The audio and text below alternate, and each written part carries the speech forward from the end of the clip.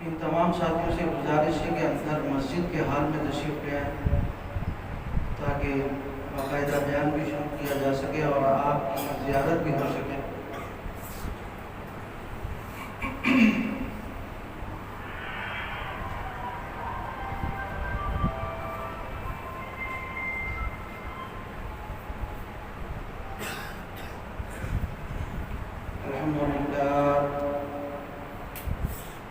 الحمد لله نحمده ونستعينه ونستغفره ونؤمن به ونتوكل عليه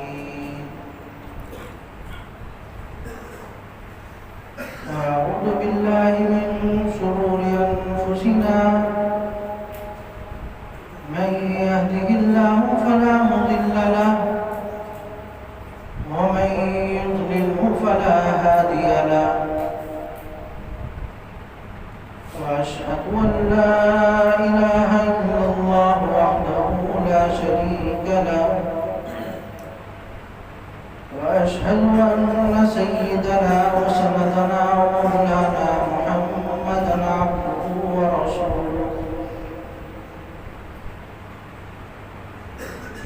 أما بعد فأعوذ بالله من الشيطان الرجيم بسم الله الرحمن الرحيم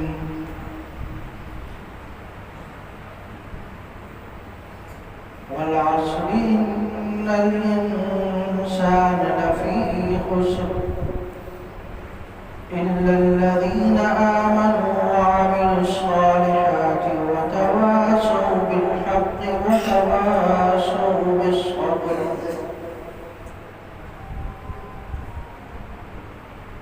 صدق الله العظيم وصدق رسوله النبي الكريم ونحن على ذلك لمن الشاهدين والشاكرين والحمد لله رب العالمين۔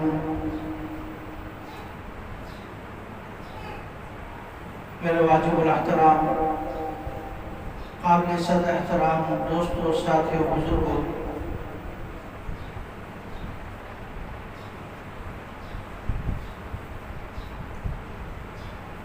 رمضان المبارک جیسا ایک عظیم الشان مہینہ ہم سے رخصت ہو گیا۔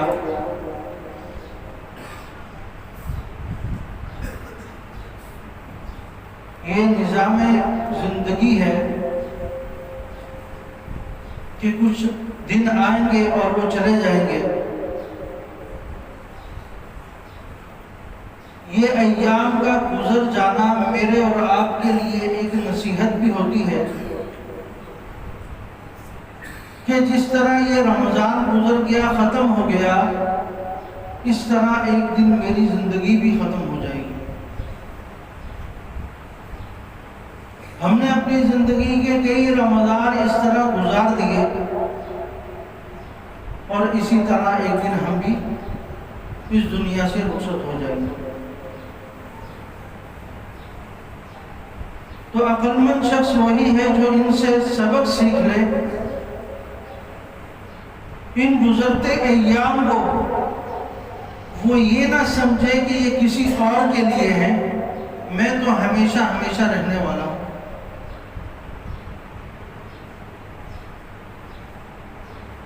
تاریخ اسلام میں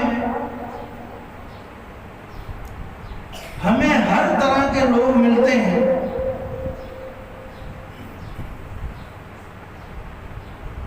قارون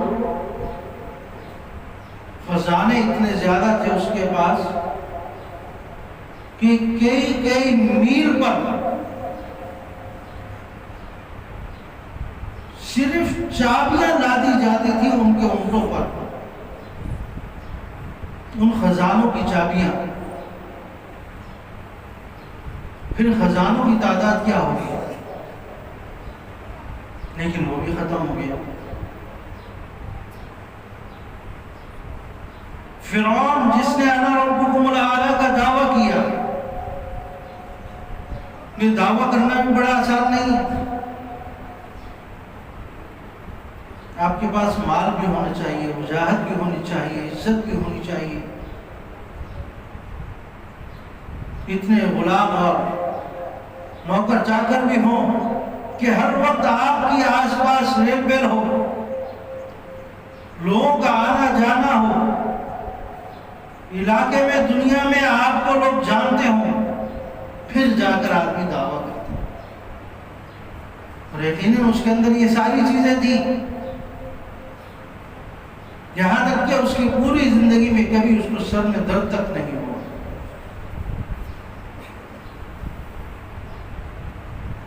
پھر جا کر وہ دعویٰ دیتا۔ لیکن اس کا دعویٰ بھی آج مصر کے عجائب گھر میں وہ پڑا ہوا، دیکھ سکتے ہیں آپ۔ اللہ تعالیٰ نے بطور عبرت بنا کر دکھا دیا کہ آج قیامت تک آنے والے لوگ دیکھیں گے کہ یہ میرے برابر کھڑا ہو رہا تھا۔ آج اس کی حالت کیا ہے؟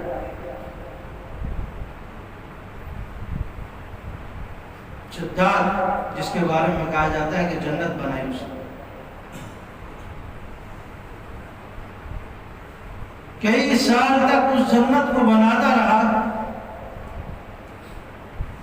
ہر قسم کی سہولت اس میں اسے جو سنتا رہا، جیسے ہم لوگ سنتے ہیں جنت میں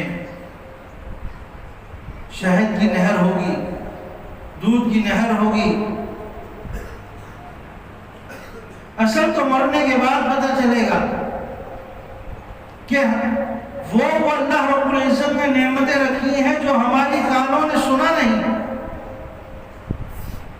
ہماری آنکھوں نے دیکھا نہیں، اور ہمارے دل میں اس کا خیال تک نہیں آیا۔ ایسی ایسی نعمتیں اللہ رب العزت نے جنت میں رکھی ہیں، لیکن وہ بنانے لگا جنت، کئی سال لگ گئے اس کو بنانے میں، سونے کی دیواریں، چاندی کی دیواریں بناتا رہا، اور جب اندر جانے کا وقت آیا اس وقت موت آ گئی، اس کو ختم۔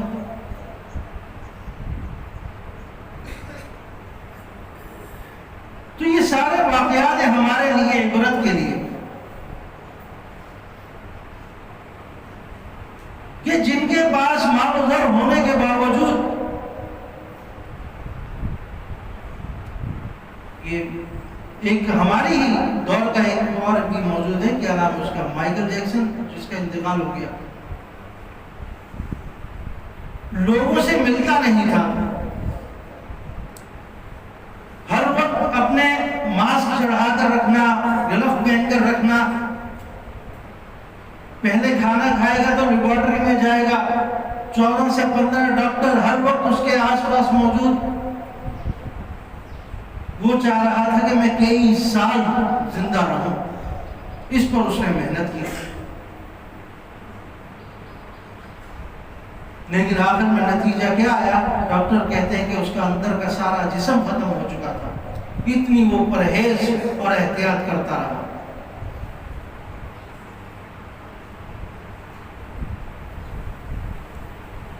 تو یہ احتیاط اور پرہیز وغیرہ اگر شرعی حدود کے دائرے میں ہو تو یہ آپ کے لیے کارگر ثابت ہوگی۔ جہاں آپ اللہ رب العزت کے مقابلے میں آنا چاہیں گے، آپ کے نظام کے ساتھ ٹکر لینے کی کوشش کریں گے، وہاں یہ ساری دنیا کی احتیاطیں ختم ہو جائیں گے، پھر یہ کام نہیں کریں گے۔ یہ میں نے واقعہ اس وجہ سے سنایا کہیں آپ یہ نہ کہیں کہ پرانے لوگوں کی باتیں کی جا رہی ہیں۔ فرعون کئی سال گزر گیا، حامان کئی سال گزر گئے، قارون کو کئی سال گزر گیا، لیکن یہ تو ابھی کل کا واقعہ ہمارے سامنے۔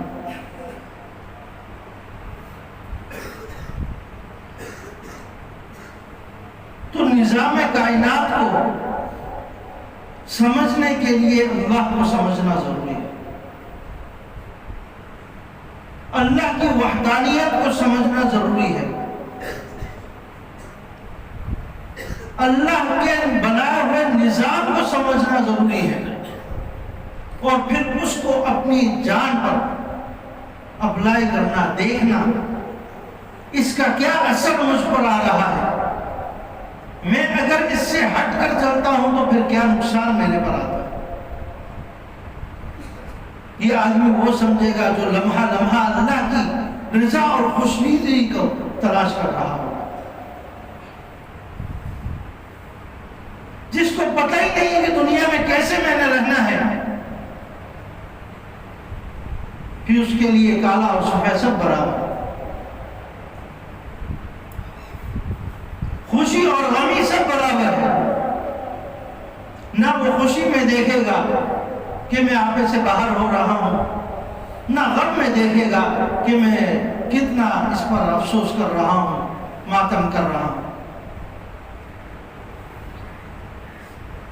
وہ ایک جانور کی طرح، جس طرح جانور صبح اٹھ کر چرنے کے لیے نکلتا ہے اور شام تک واپس آ جاتا ہے، تو اسی طرح اس کی مثال بھی ہوگی۔ کوئی حدود اس کے لیے نہیں ہوگی، کوئی پابندی نہیں ہوگی، جہاں جانا چاہے جا سکتا ہے۔ لیکن اللہ رب العزت نے ہمیں اشرف المخلوقات بنایا، ان لوگوں میں شامل کیا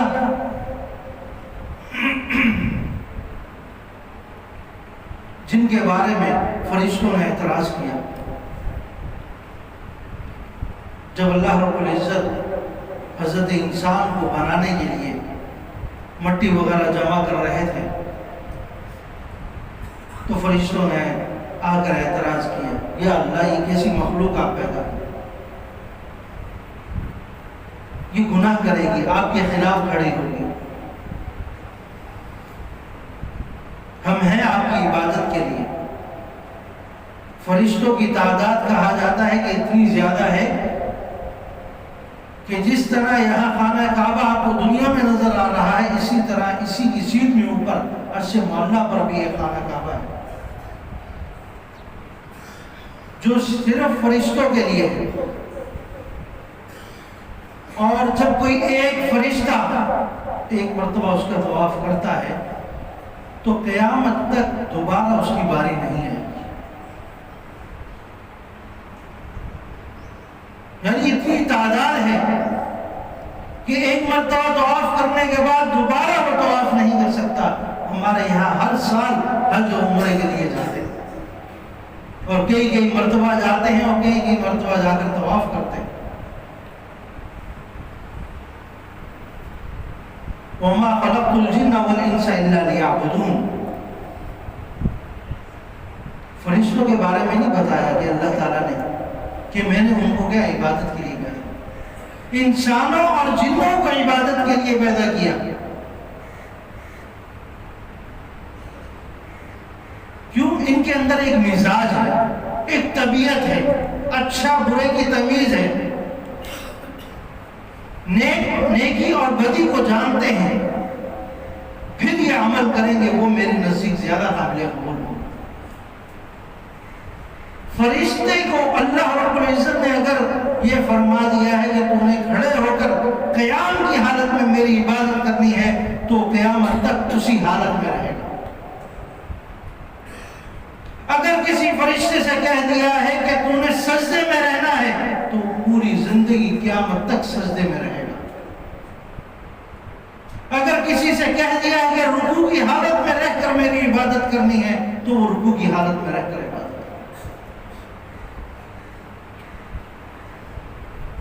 چند فرشتوں سے کہہ دیا ہے کہ اس عرش معلیٰ کو میری کرسی کو تھامے رکھنا ہے تو قیامت تک کبھی ہلا نہیں سکتے۔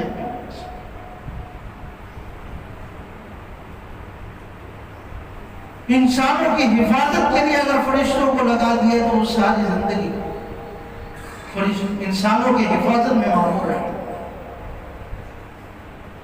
کرامن کاتبین جن کو کہا جاتا ہے،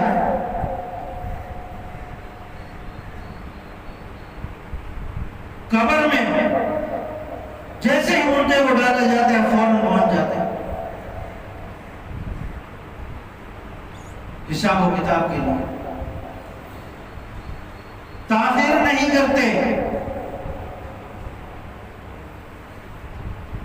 یہ تو فرشتوں کی چیزیں، اب سورج کو دیکھ لیں، چاند کو دیکھ لیں، روزانہ اپنے مقررہ وقت پر نکلتا ہے، اللہ نے حکم دے دیا اس ٹائم نکلنا ہے، اسی ٹائم نکل رہا۔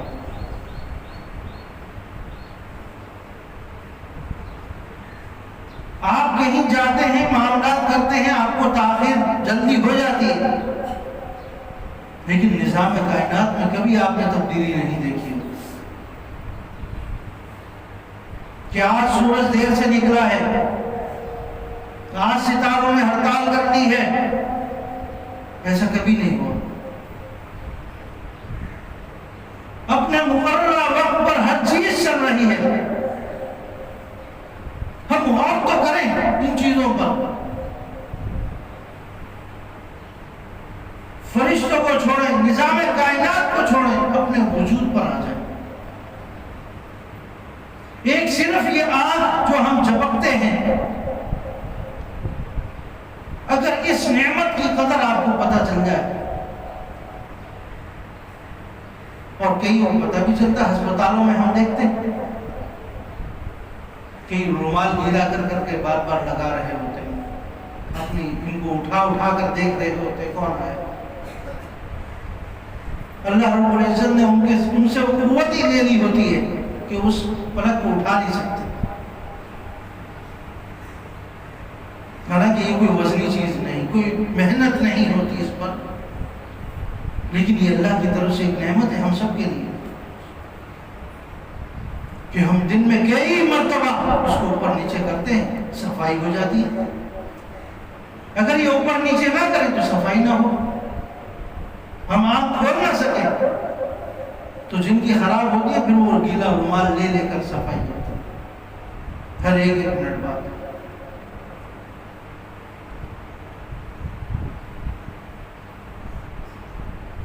چلنے کی قدر کس سے پوچھو؟ لنگڑے سے پوچھو کہ ان ٹانگوں کا اللہ رب العزت نے اگر یہ ٹانگیں دی ہیں، اس کی قدر و منزلت اس سے پوچھو۔ آنکھوں کی قدر نابینا سے پوچھو جا کر، تم زندگی کیسے گزار رہے ہو۔ جس کے ہاتھ نہیں ہے اس سے پوچھو کہ اپنے ہاتھوں سے کھانے میں کتنا مزہ آتا ہے۔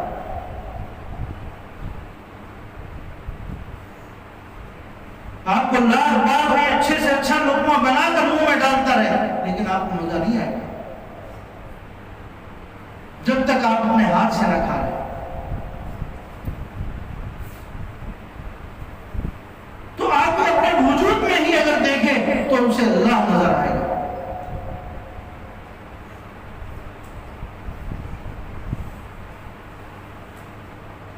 مولانا طارق جمیل صاحب اکثر اپنے بیانات میں یہ بات ارشاد کر رہے تھے کہ یہ جو ہم کھاتے ہیں یہاں سے لے کر حلق تک کا نظام، اگر اس کو ہم دنیاوی طریقے سے مشینوں پر لے کر آئیں تو اس سے بڑی بڑی مشینیں ہمیں استعمال کرنی پڑیں گی، پھر جا کر وہ یہ دانتوں اور حلق والا کام کر کے دکھائیں گے۔ کس طریقے سے آپ کا لقمہ نرم ہو کر اندر چلا جاتا ہے، اور پانی جیسی رطوبت کو وہ الگ کرتا ہے اور خشک جیسی چیز کو الگ کرتا ہے، غذا کو الگ کرتا ہے، پانی کو الگ کرتا ہے، جس میں سے خون کی افادیت الگ کرتا ہے، غلیظ مادے کو پیشاب کی صورت میں، بخانے کی صورت میں الگ کرتا ہے۔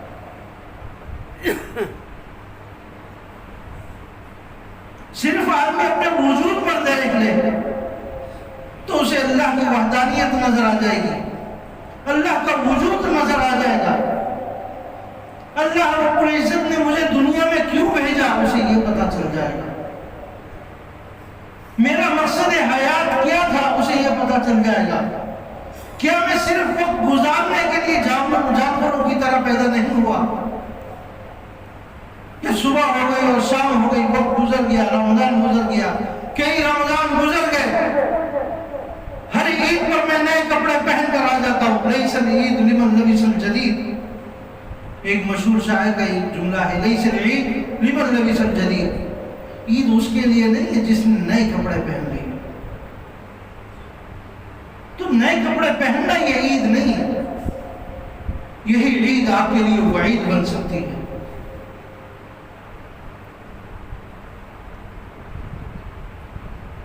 اکرم صلی اللہ علیہ وسلم کا ارشاد ہے جس کو رمضان المبارک ایسا مہینہ ملا اور وہ اس رمضان المبارک میں آہوزاری کر کے اپنی مغفرت نہ کروا سکا تو جبرائیل امین نے بد دعا کی تھی، آپ نے اس پر آمین کہا کہ وہ شخص برباد ہو جائے، ہلاک ہو جائے جس کو رمضان المبارک کا مہینہ ملا اور وہ اپنی بخشش نہ کروا سکے۔ آج پورا مہینہ ہمارا گزر گیا،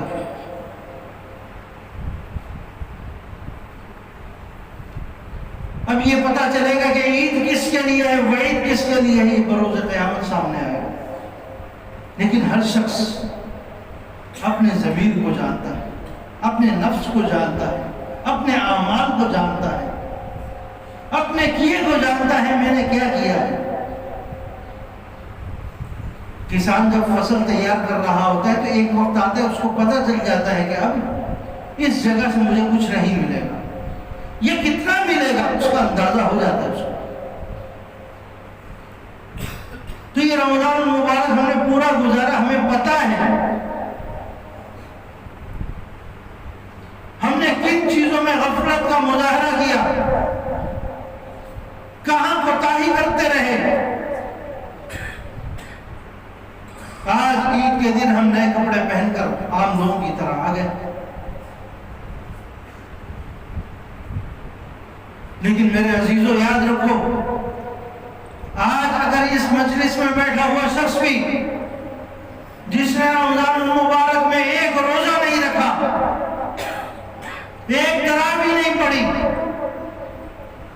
ایک نماز نہیں پڑھی، مسجد کو شکل نہیں دکھائی، آج مسجد میں آیا ہے صدق دل کے ساتھ اللہ رب العزت سے معافی مانگتا ہے تو اللہ رب العزت کی ذات آج بھی اس کی معافی، اللہ کی رحمت آج بھی کھلی ہوئی ہے۔ ہم صدق دل سے مانگنے والے تو بنے۔ اللہ تو فرماتا ہے میری طرف ایک قدم اٹھاؤ گے میں 2 قدم بڑھا کر تمہاری طرف آؤں گا، میری طرف چل کر آؤ گے میں دوڑ کر تمہاری طرف جاؤں گا، حدیث قدسی ہے۔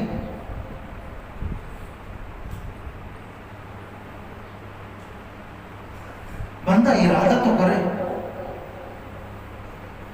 سچی توبہ تو کرے، اپنے آپ کو اللہ کے حضور پیش تو کرے۔ اللہ کے خزانے، اللہ کے دروازے کھلے ہوئے، جو دینے کے لیے تیار ہے۔ تم مانگنے والے بنو مجھ سے، تم چاہت دکھاؤ مجھے، یہ میں نے تمہارے لیے رکھا ہے۔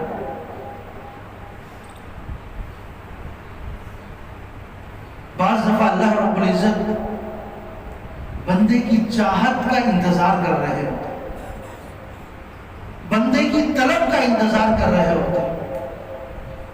دنیا کا قانون ہے نا، کسی سے مانگنے کے لیے جائیں گے تو وہ 1 دفعہ دے دے گا، 2 دفعہ دے دے گا، بہت سخی ہوا تو 3 دفعہ دے دے گا،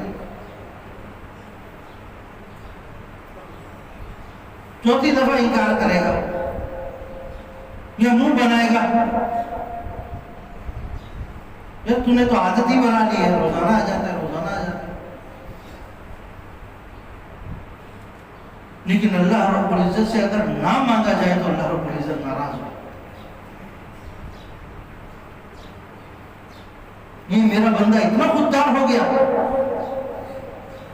کہ اسے میری ضرورت نہ رہی۔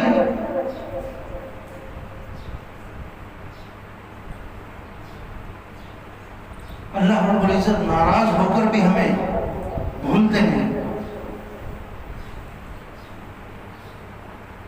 ہم بڑے سے بڑا گناہ کر رہے ہیں، کبھی ایسا نہیں ہوتا کہ اللہ رب العزت نے ہمارے اعضاء کو روک دیا۔ گناہ ہماری جگہ پر چلے جائیں، وہاں سے واپس بھی آ جائیں، ہماری ٹانگیں سلامت رہتی ہیں، چل سکتی ہیں، ہمارا بدن سلامت رہتا ہے، ہمارے اعضاء جوارح سارے سلامت رہتے ہیں۔ کبھی نظر نہیں آتا کہ میں نے بڑا گناہ کیا ہے اور اللہ رب العزت نے مجھے فوراً نصیحت دی، کچھ آزمائشیں کبھی کبھار کہیں آتی ہیں، لیکن وہ بھی اپنے بندے کو اپنی طرف لانے کے لیے ہوتی ہے کہ سمجھ جا، واپس آ جا میری طرف، میں نے تیرے لیے جنت رکھی ہے، اس کو لے جا مجھ سے۔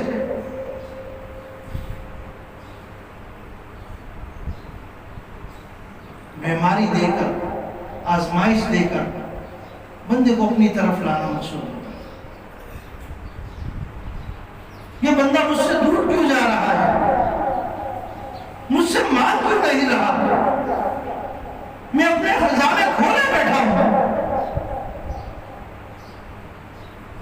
کہ اس کے پاس اتنا وقت نہیں کہ 2 منٹ کے لیے اپنے ہاتھ اٹھا کر مجھ سے مانگ لے، جبکہ اس کو پتا ہے کہ اس کے سارے کام میں خود کروں گا، میرے علاوہ کوئی ذات نہیں ہے جو اس کا کام کر سکے۔ یہ پھر بھی میری طرف متوجہ نہیں ہے۔ کہا جاتا ہے کہ اللہ رب العزت 70 ماؤں سے زیادہ پیار کرنے والے ہیں۔ یہ ایک عادت ہے صرف بتانے کے لیے، ورنہ اس کی محبت کا اگر اندازہ لگانا چاہیں تو ناممکن ہے۔ ایک ماں 60 سال 50 سال جب تک اس کی زندگی ہے، جب تک اس کے اعضاء جوارے ہیں، کبھی آپ کی خدمت کا انکار نہیں کرے گی۔ کئی سال تک روٹیاں بنا بنا کر کھلا رہی ہے۔ ایک روٹی ہے تو آدھی سے زیادہ آپ کو دینے کی کوشش کرے گی۔ جب پتہ چلے گا بیٹا شیر ہو گیا، پھر خود کھائے گا، چاہے وہ کم ہی کیوں نہ ہو۔ اپنی بھوک برداشت کر کے تجھے کھلائے گی۔ صرف ایک ماں جو 70 ماہوں سے زیادہ پیار کرتا ہو، محبت رکھتا ہو، اس کی دلی کیفیت کیا ہوتی ہوگی جب یہ بندہ گناہوں کی طرف جاتا ہو۔ جسے رمضان المبارک کا عظیم الشان مہینہ نازل کیا کہ جس میں مجھ سے جو چاہو لے لو، جو مانگنا ہے مانگ لو، میں دینے کے لیے تیار ہوں۔ ہم وہی غفلت میں اپنی زندگی گزارتے ہیں۔ میں نے کہا آج بھی وقت ہے، اگر کسی سے کوئی کوتاہی غفلت ہو گئی ہے تو باواز بلند کہہ دیں، یا اللہ میری توبہ، یا اللہ میری توبہ، زور سے کہیں تاکہ آپ کو پتہ چلے، میں آپ کے دل سے آواز نکلنی چاہیے، یا اللہ میری توبہ۔ جس نے دل سے کہا اللہ رب العزت نے اس کی توبہ قبول کر، اس کے لیے مغفرت کے پروارے لکھ دیے گئے، جنت لکھ دی گئی۔ ماضی کو بھول جاؤ، حال کی فکر کرو، حال کی۔ ماضی میں جو ہو گیا چھوڑ دو، حال کی فکر کرو، میں نے آج اپنا ٹھیک کرنا۔ نبی اکرم صلی اللہ علیہ وسلم مدینہ تشریف لے گئے۔ مدینے کے لوگ 2 دن منایا کرتے تھے، نوروز اور مہرجان۔ آپ نے پوچھا اس میں کیا کرتے ہو؟ فرمایا اس میں ہم اچھے کھانے پکاتے ہیں اور کھیل کود کرتے ہیں، آپس میں گپ شپ والا ماحول ہوتا ہے اور ایک دوسرے سے ملنا ملانا ہوتا ہے، جس طرح ہم عید میں کرتے ہیں۔ آپ نے کہا ان سے بہتر 2 دن میرے پاس ہے، عید الفطر اور عید الاضحیٰ کا دن۔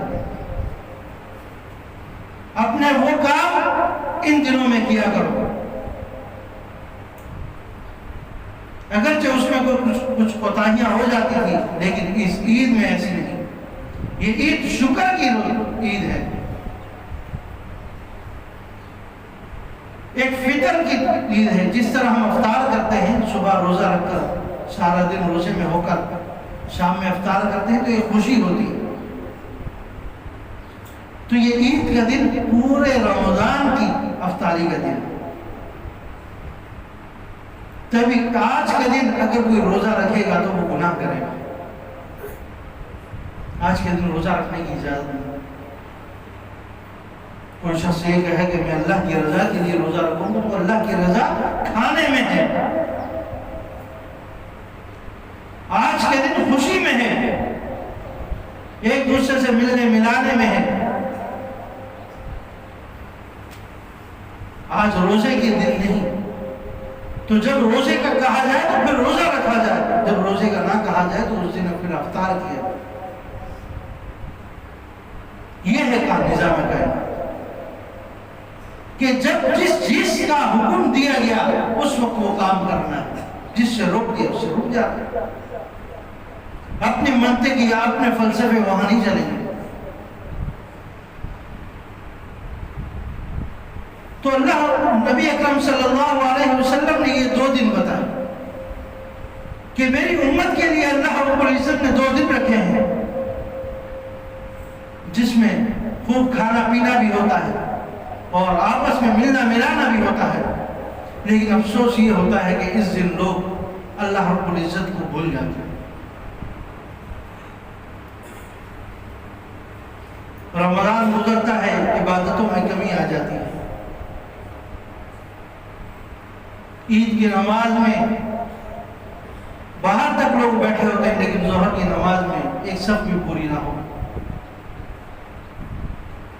تو یہ میرے اور آپ کے لیے سوالیہ نشان کہ ایک لمحے ہم اللہ کو یاد کرتے ہیں اور دوسرے لمحے بھول جاتے ہیں. جب ہم دوسروں سے ملنے کے لیے جا رہے ہیں کہ اللہ ہمارے ملاقات کی تمنا نہیں رکھتے؟ کیا آج کے دن ہم اللہ رب العزت کو بھول جائیں اور عید کی خوشیوں میں کہیں آپے سے باہر نہ ہو جائے؟ یہ ہمارا دین سکھاتا ہے. خوشی ہو غمی ہو تمہیں اللہ رب العزت کے قانون کے مطابق اپنی زندگی گزارنا، اپنے وقت کو اسی طریقے سے صرف کرنا ہے جس طرح اللہ رب العزت نے فرمایا. یہ نہیں جہاں دل کرے اس طرف چل پڑے. ایک بکری یہاں بھی منہ مارتی ہے، آگے بھی مارتی ہے، آگے بھی مارتی ہے، اسے کوئی روکنے والا نہیں. انسان کی زندگی یہ نہیں. ایک فکر لے کر جائے اپنے لیے، اپنی آخرت کے لیے، اپنے اعزاء اقارب کے لیے، اپنے رشتہ داروں کے لیے، اپنے اہل خانہ کے لیے، اپنی رعایا کے لیے جو آپ کے ماتحت ہیں. اگر میں درست نہیں ہوتا تو میرا گھر کیسے درست ہو جائے گا؟ اگر میں اللہ رب العزت کی طرف نہیں آؤں گا تو میرے بچے کیسے آئیں گے؟ میری اولاد کو کیسے پتا چلے گا کہ اللہ رب العزت کی ذات بھی ہے جب میں اسے نماز پڑھ کر نہیں دکھاؤں گا، میں اسے تلاوت کر کے نہیں دکھاؤں گا، میں اسے آداب زندگی نہیں سکھاؤں گا، میں اسے جنازے کا طریقہ نہیں بتاؤں گا؟ کل میری میت بڑی ہوگی لیکن میرا بچہ تیار نہیں ہوگا نماز کے لیے، جنازے کے لیے تیار نہیں ہوگا، پھر کس کی غلطی ہے؟ اس چارپائی پر پڑا ہوا اپنے آپ کو کوس رہا ہوگا کہ میری اپنی غلطی تھی. آج میرا بیٹا میرا جنازہ نہیں پڑھ سکتا. میں نے اس کے 2-4 سال اگر کسی مسجد میں کسی مدرسے میں لگائے ہوتے تو آج وہ میرا کفن دفن بھی کرتا، میرے جنازے میں بھی شریک ہوتا.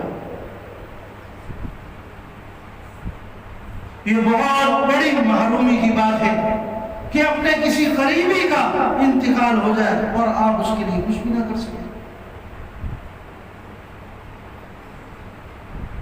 والد والدہ بھائی بہن انتہائی قریبی رشتے ہر وقت جن کے ساتھ رہتے ہیں، ان کے انتقال پر آپ باہر میت سرد خانے میں لے جائیں، وہاں غسل کرواتے ہیں. قبر میں اترنے کا وقت آئے تو کسی اور کو اتار دیں، علاقے کا کوئی امام صاحب اتر جائے، کوئی مؤذن اتر جائے، کوئی قاری صاحب اتر جائے. پڑھنے پڑھانے کا وقت آئے تو مدرسے سے بچے لے جاؤ. آپ کا ایک مرتبہ پڑھا ہوا مدرسے کے 10 قرآنوں سے زیادہ بہتر ہے. آپ کی ایک مرتبہ سورہ اخلاص پڑھی ہوئی مدرسے میں ختم 1000 قرآنوں سے بہتر ہے. یہ آپ کی طرف سے تحفہ جائے گا. یہ آپ کی طرف سے جائے گا جب آپ کے میت وہاں پر دیکھیں گے کہ میرے بیٹے نے میری طرف بھیجا, میرے بھائی نے میری طرف بھیجا.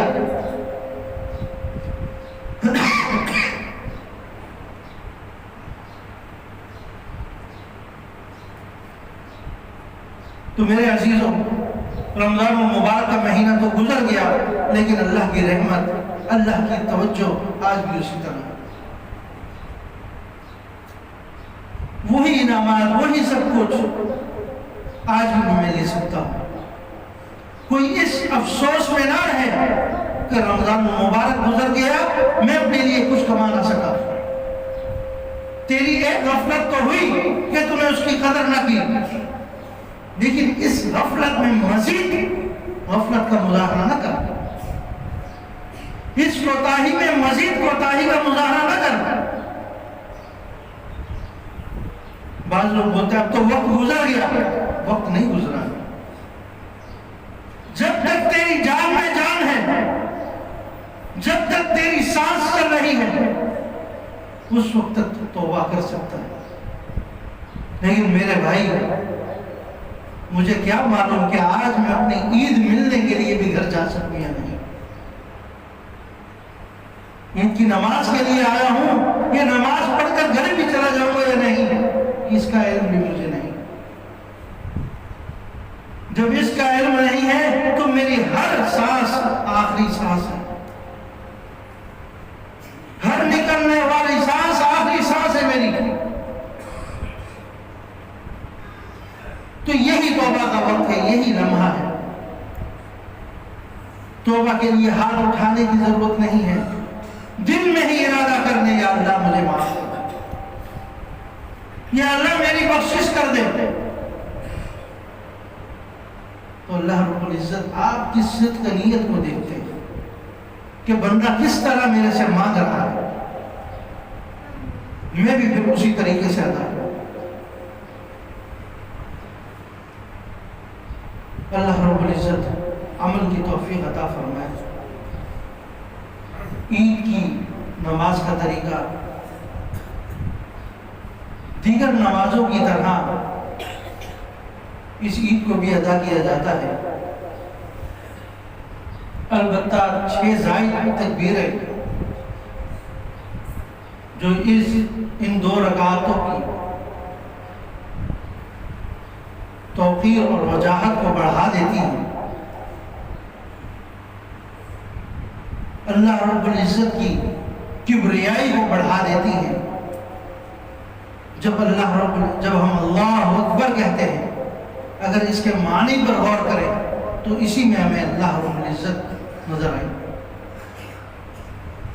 اللہ اکبر, اللہ سب سے بڑا ہے. ان تکبیرات کا بھی مقصد یہی ہے کہ بندے کو یہ بار بار ضربے اس کے دل پر لگے جائے کہ میں بار بار اللہ اکبر کی صدائیں کیوں لگا رہا ہوں. نماز کے ہر رکوع میں جاتے ہوئے, سجدے میں جاتے ہوئے بار بار اللہ, بار بار اللہ. صرف اس ایک لفظ پر غور کر لیں تو ہماری ہر نماز ہمیں ہدایت کی طرف لاتی رہے گی.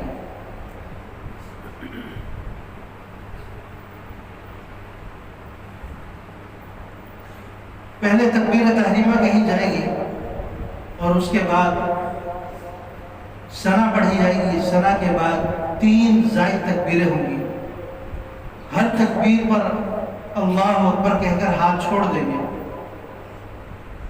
3 مرتبہ تیسری تکبیر میں پھر یعنی شروع سے پھر چوتھی تکبیر ہوگی. چوتھی تکبیر میں آپ ہاتھ باندھ دیں گے. سورہ فاتحہ پڑھی جائے گی. ساتھ میں کوئی سورت پڑھی جائے گی، رکوع سجدہ کیا جائے گا، پھر دوسری رکعت کے لیے کھڑے ہو جائیں گے۔ دوسری رکعت میں پہلے سورہ فاتحہ پڑھی جائے گی، پھر کوئی سورت پڑھی جائے گی، اور رکوع میں جانے سے پہلے پھر 3 تکبیریں کہی جائیں گی۔ ہر تکبیر میں ہاتھ چھوڑ دیں گے، اس میں ہاتھ نہیں باندھیں گے، اور چوتھی تکبیر میں پھر رکوع میں چلے جائیں گے، اور بقیہ نماز اسی طریقے سے پوری کریں گے۔ ٹائم پورا ہو گیا، انشاءاللہ نماز شروع کرتے ہیں۔